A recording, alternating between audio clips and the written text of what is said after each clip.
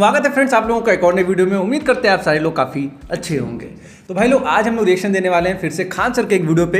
And जो video है यार वो काफ़ी इंटरेस्टिंग होने वाला है यार, क्योंकि जो वीडियो का टॉपिक है भाई वो अपने आर्मी से रिलेटेड है, कहीं ना कहीं अपने भारत और देश से रिलेटेड है। तो आप लोग को भी पता है यार कि जब बात आती है अपने देश की, बात आती है इंडियन आर्मी की या फिर नेवी की, तो अपने खान सर कितने अच्छे तरीके से डिराइव करते हैं कि नहीं, कितने अच्छे से बताते हैं। तो चलो फटाफट से मैं टॉपिक बताता हूँ भाई। टॉपिक है कि भारतीय नेवी की ये करतूत देख कर दंग रह जाओगे। मतलब भारतीय नेवी आप लोगों को भी पता है यार कि काफ़ी टाइम से जो हम लोग की नेवी है वो काफ़ी स्ट्रांग रही है कहीं ना कहीं, और जो समुद्र में इंडियन ओशन जो है उसमें अपना वर्चस्व जो है वो शुरू से ही बना हुआ है। तो ऐसे में देखने लायक है कि ऐसा क्या करतूत किए हमारी इंडियन आर्मी। तो बहुत ही प्राउड मोमेंट होने वाला होगा। आई थिंक बहुत मजा आने वाला है यार। आप लोग वीडियो में लास्ट तक जरूर से बने रहिएगा। तो हेलो फ्रेंड्स, मेरा नाम है राजीव। मेरा नाम है शिल्पा और आप देख रहे हैं हमारा चैनल रिएक्शन बाय राजीव। तो अगर आपको हमारा ये रिएक्शन अच्छा लगता है तो आप हमारे चैनल को सब्सक्राइब करें, वीडियो को लाइक करें, उसको शेयर भी कर दें। तो चलिए फ्रेंड्स फटाफट से वीडियो को शुरू कर लेते हैं। पहुंच नहीं पाते सब पाकिस्तानी, तो इसको एक बड़ी जहाज में बांध के ले गया, फिर गया पाकिस्तान में, मार के गिरा दिया वहां के जहाज। रूस के नौसेना प्रमुख भारत स्पेशली आए थे उन नौसैनिकों से मिलने जो इसको रस्सी से बांध के ले गए। उसके ऊपर एयरपोर्ट है, पूरी नौसेना के एक कमांड लेके चल रहा है वहां पर।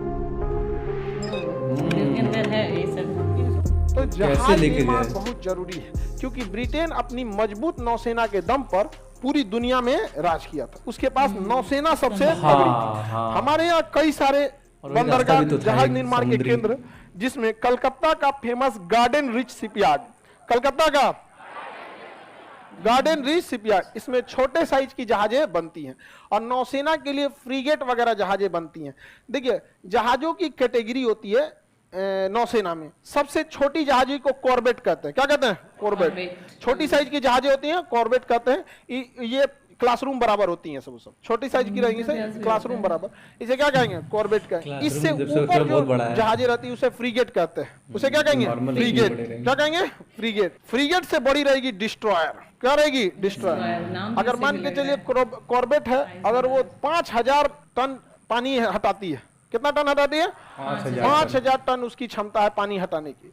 तो जितनी ज्यादा पानी हटाएगी उतनी बड़ी की साइज रहेगी। जैसे एगो चूहा को पानी में गिराएंगे तो कितना पानी हटाएगा? तनी सा। अगर भैंस कूदेगी तब छपाक मारेगा यहाँ पे, एकदम पूरा पानी उल्टा देगा यहाँ पे। तो जितना ज्यादा पानी हटाएगा साइज उतना बड़ा होता है। तो कॉर्बेट जो होता है लगभग 5000 टन पानी हटाता है, और फ्रीगेट जो होता है 10 से 15,000, 10 से 15,000, और डिस्ट्रॉयर होता है 20 से 30,000 टन पानी को क्या करता है? हटा देता है। ये बहुत बड़ा होता है। कौन सा?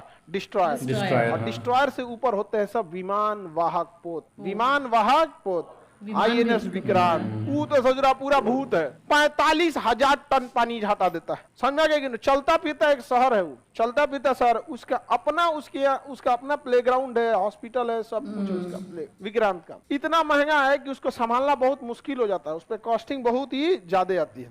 तो कई कैटेगरी के होते हैं। तो यहाँ पर ना डिस्ट्रॉयर, कॉर्बेट और फ्रीगेट बनते हैं। कॉर्बेट सबसे छोटा, फ्रीगेट मीडियम और डिस्ट्रॉयर सबसे बड़ा। समझ में गया? 1971 की लड़ाई में लेकिन सबसे कामदायक होते हैं कॉर्बेट। सब इतना छोटे होते हैं कि जल्दी रडार में नहीं समझ में आते, और रडार में दिख भी गया तो इतना छोटा दिखता है कि उनको लगता है मछली मारने वाली नाव है। दूरबीन से भी देखेगा ना तो लगेगा कि तो छोटा सा जहाज है। 1971 की लड़ाई में हम लोग के पास कॉर्बेट थे सब छोटे साइज के।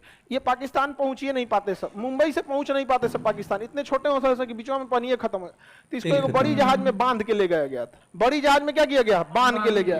फिर बड़की जहाजिया में से रस्सी छोड़ा के फिर गया पाकिस्तान में, मार के गिरा दिया वहां के जहाज सबको। वहां की पनडुब्बी पानी वाली जहाज को क्या किया? मार के। क्या दिमाग लगाया, बिना फ्यूल का रस्सी से खींच के ले गए। रूस के नौसेना प्रमुख भारत स्पेशली आए थे उन नौसैनिकों से मिलने जो इसको रस्सी से बांध के ले गए थे। कहा था तो कैसे मार दिया रे तुम यहाँ पर? समझ में गया? क्योंकि उसके मिसाइलों की रेंज बहुत तगड़ी होती है लेकिन दूर तक नहीं जा पाता है।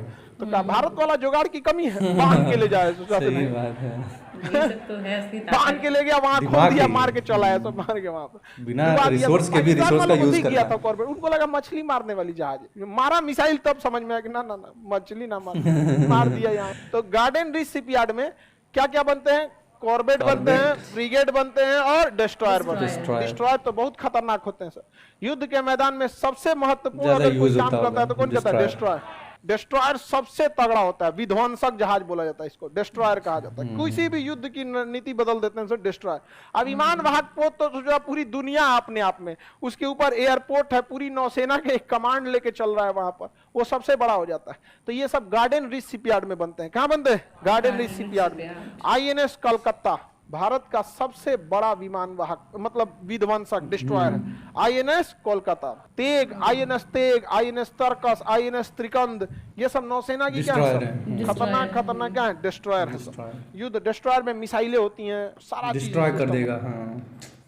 वाह, अच्छी नॉलेज थी एकदम। ओके, तो वाकई में यार ये अपने आप में एक बहुत ही खतरनाक कारनामा था, क्योंकि जैसा कि खान सर बताया यार कि छोटे जहाज़ थे यार, उनके पास इतनी कैपेसिटी नहीं थी कि इतनी दूर तक जा सके।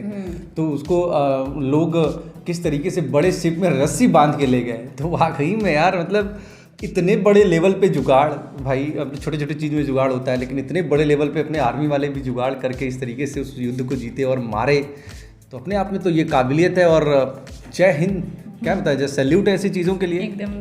वो साम दाम दंड भेद सब कुछ लगाकर हम लोग की आर्मी हमेशा से जीतती है और आगे भी जीतेगी। और सही बताएं तो जब से हम खान सर को सुनने लगे और इतना अच्छे से अब डिस्क्राइब करते हैं युद्ध वगैरह को कि युद्ध कैसे लड़ा गया था, कैसे चीज़ें बनती हैं, क्या क्या होता है, तो बड़ा इंटरेस्ट आता है यार युद्ध में। और फिर उसमें भी जब सुनो कि हमारी आर्मी की नीतियाँ और हमारी आर्मी कितने ज़्यादा अच्छे तरीके से लड़ी थी, तब तो यार बहुत प्राउड होने लगता है कि अरे यार क्या अच्छे जगह हैं हम लोग, कितनी अच्छी आर्मी है हमारी, तो बहुत अच्छा फील होता है। सही बात है यार। और वीडियो देख के काफ़ी इन्फॉर्मेशन भी मिला।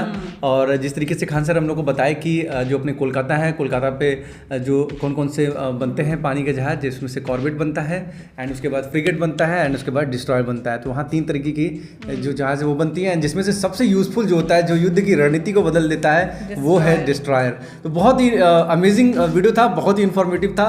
और मैं तो यही बोलूँगा कि मैं खान सर की कोई भी वीडियो देखता हूँ भाई, तो मेरे को तो ऐसा लगता है कि वो चीज़ एक टॉपिक मेरे को तैयार हो जाता है। मतलब वो दिमाग में मेरे पता नहीं क्यों चला जाता है। जैसे कि अभी खान सर जब बता रहे थे वीडियो में कि जो जहाज जितना पानी हटाता है इसका मतलब उतना बड़ा उसकी साइज है। तो जैसे बता रहे थे जैसे बता रहे थे जो कॉर्बेट होता है वो 5000 एंड वो 10 से 15000, तो जिस तरीके से बता रहे थे, लेकिन तो उसमें जो इतना अच्छा एग्जाम्पल दिए कि एक चूहा को अगर फेंका जाए तो कितना पानी हटाएगा, लेकिन एक भैंस को कुदा दिया जाए तो कितना पानी हटाएगा। तो इंसान के दिमाग में चीज़ें क्लियर हो जाती हैं। तो कॉन्सेप्ट कहीं ना कहीं मतलब बिना बताए कॉन्सेप्ट क्लियर हो जाता है। ये मैजिक बहुत अच्छा लगता है। और इसीलिए कहा जाता है कि पढ़ाई को थोड़ा सा मजाक के तरीके से थोड़ा सा मज़े में पढ़ाना चाहिए, जिसकी वजह से दिमाग में चीज़ें बहुत हालांकि इस समय तो पाकिस्तान में खुद बहुत गृह युद्ध मचा हुआ है, लोग सड़क पे रोड पे आ गए हैं, मार काट मचा हुआ है, तो वहाँ पे भी अब देखने लायक है। उस पर हम लोग वीडियो जल्द लेकर आया जाएगा। तो भाई लोग ये थी आज की वीडियो यार। क्या कहना है आप लोग का खान सर के बारे में, क्या कहना है हम लोग की वीडियो के बारे में, आप लोग हम लोग कमेंट करके जरूर बताएं।